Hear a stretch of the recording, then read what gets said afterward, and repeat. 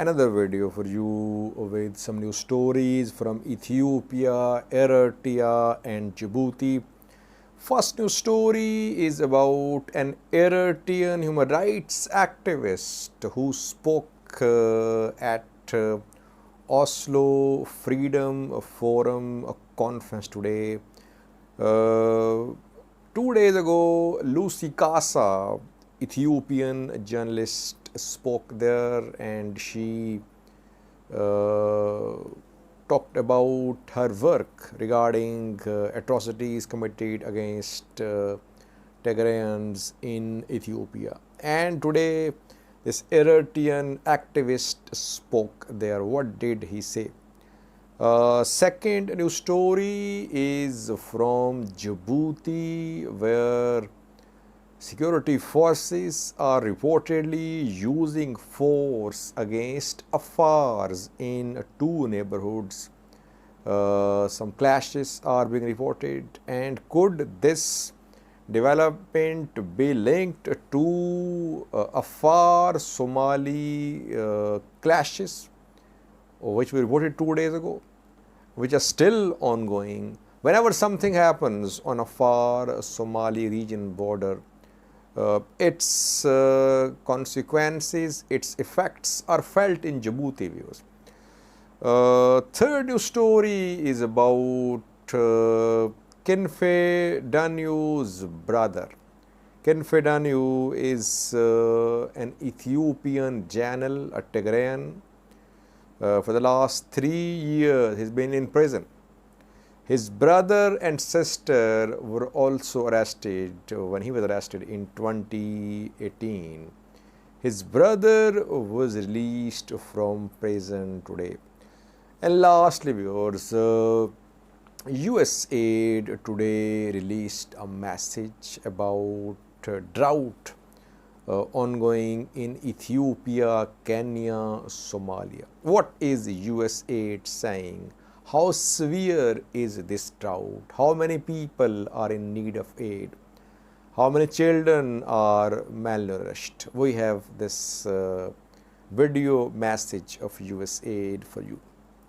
Firstly, viewers, Oslo Freedom Forum's conference is underway. Human rights activists are appearing, sharing their stories, their experiences about crises, about human rights abuses in different parts of the world. We heard Lucy Casa there, Ethiopian journalist, a Tigrayan who has been forced to leave Ethiopia. She spoke there and she said that Tigrayans were being killed, genocide of Tigrayans was being committed in Ethiopia. Now we have a video clip of an Eritrean activist who spoke there as well. His name is Philemon Dabru. He is from Eritrea. He was in Eritrea. He says that he faced persecution in Eritrea. He had to flee the country. Somehow he managed to enter Sudan.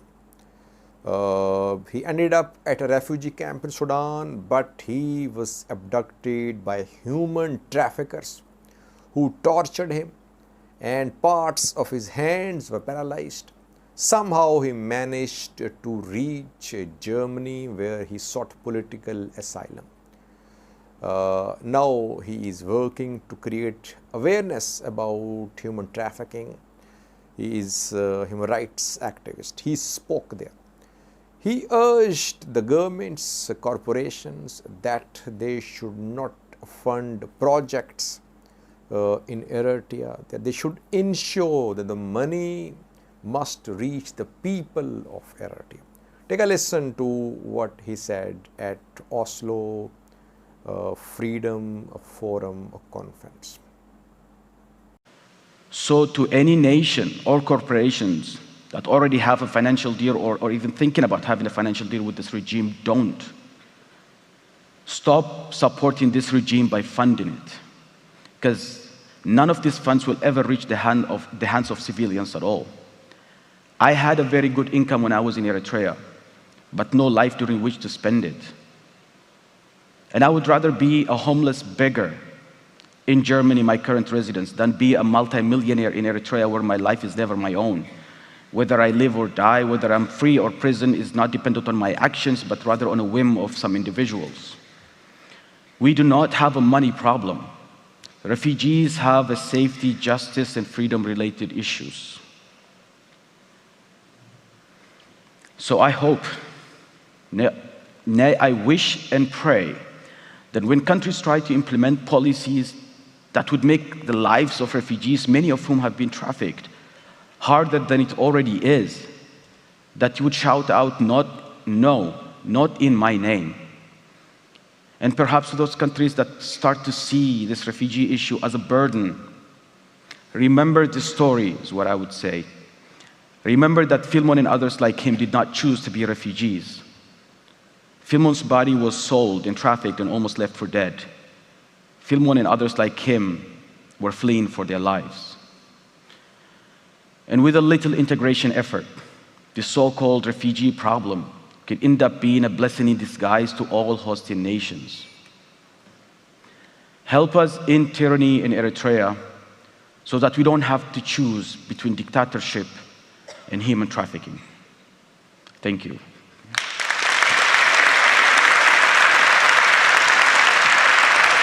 Second news story is about Afar Somali clashes. 2 days ago, we reported that clashes had resumed between militias of the two regions. Now, impact of these clashes is being seen in Djibouti. Firstly, Djibouti. In Djibouti city, in Varabale and Balbale, reportedly clashes between Djibouti police and Afars are being reported. Djibouti police is using force and some civilians have been injured in Balbale in Djibouti. Is this clash, is this law and situation in Djibouti a result of Somali Afar clashes? It could be, viewers. Whenever something happens on Somali region, Afar border, we see its impact in Djibouti as well, where Afars live and Somali Isas are in power mostly. In border areas of Somali region and Afar, again clashes continue, and both sides are making conflicting claims. Somali region based sources, they say that fighting is ongoing in Siti zone, western part of Siti, which is in Somali region. On the other hand, Afar say that Somali militias have entered Gabi Raso zone 2 of Afar region and that zone 3 of Afar region, and that Afar militias are not in Somali region. So again, and whenever clashes happen in border areas, both sides make such conflicting claims. We know that Afar president traveled to Somali region a few days ago, where he donated 10 million Ethiopian birds for drought hit areas in Somali region. And we heard that there was some understanding between the two regions that there would be withdrawal of militias from contested border areas, that ENDF will take over the security there, but border tensions could not be resolved and clashes are still ongoing. Thirdly, viewers, Major General Kinfe Dagnew is an ENDF general. He is a Tigrayan. In 2018, at the end of 2018, he was arrested after PM Abiy came to office. He was arrested in connection with his posting as head of METEC, Metal and Engineering Corporation of Ethiopia. He was charged with corruption. His brother and sister were also arrested. His brother, his elder brother, Isaias Dagnew, and his sister, Shasho Dagnew, were arrested too.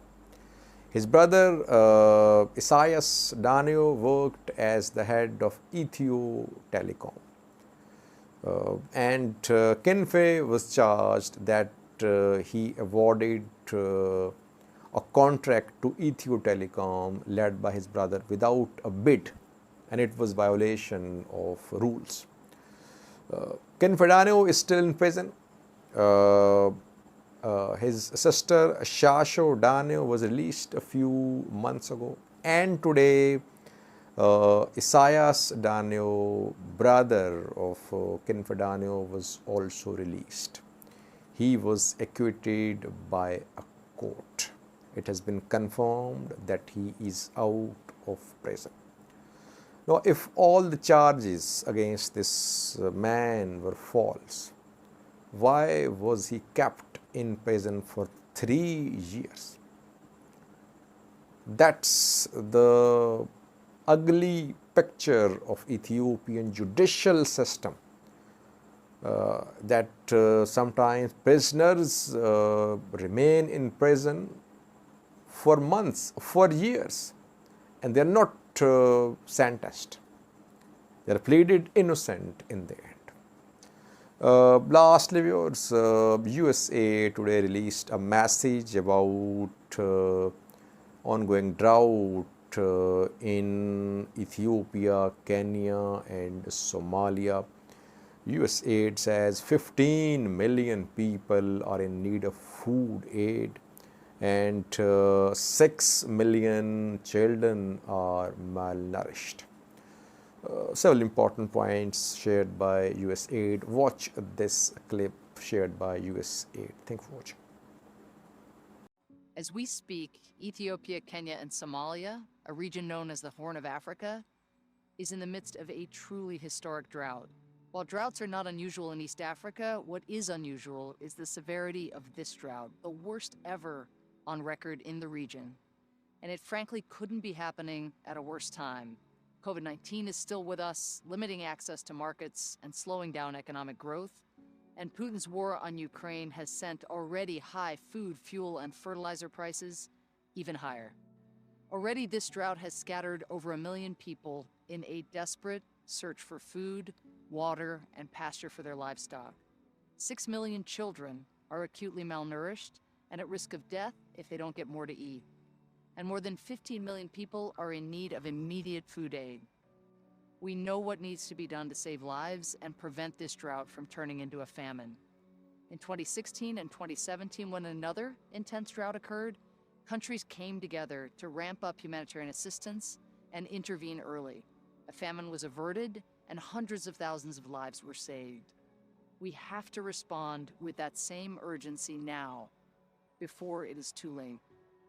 The United States, thanks to the bipartisan support of Congress, is stepping up with more than $361 million to help people in Ethiopia, Kenya, and Somalia in this hour of grave need, providing them with food, water, care, and vital assistance. But more is needed. Donor governments, foundations, and the private sector have to join the governments of Ethiopia, Kenya, and Somalia to fill the gaps in our emergency global response